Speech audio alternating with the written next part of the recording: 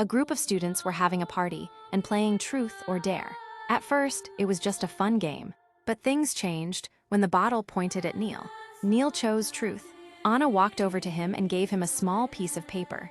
On it was a question. If this thing could help you find love, who would you most want to give it to? Neil was usually shy, but he decided to be honest. He handed the note directly to Zoe.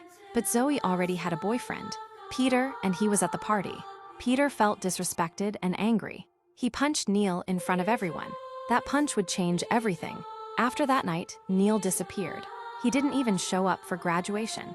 Months later, some classmates who had played the game got birthday invitations from Neil. At first, they didn't want to go. But when they heard that Neil's family was very rich, with relatives who were top officials and big business owners, they saw it as a chance to make connections. When they arrived, they were shocked. Neil's house was a huge castle. They had known he was rich, but they never imagined his family's wealth was this great. While they were waiting for Neil, the butler came out and told them the birthday party wasn't inside the castle, but in a small cabin nearby.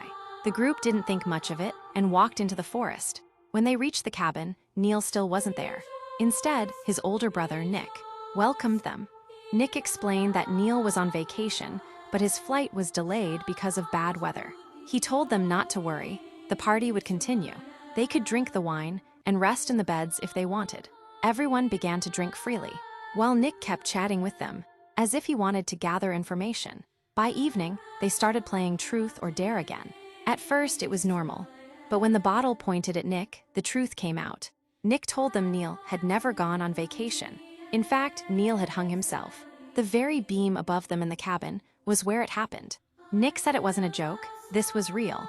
He called everyone together and explained that Neil had received a postcard before his death. The card was full of insults and cruel words. Nick wanted to know who had sent it. As he questioned them harder and harder, fear began to spread through the room. Comments next, and follow me for more recaps.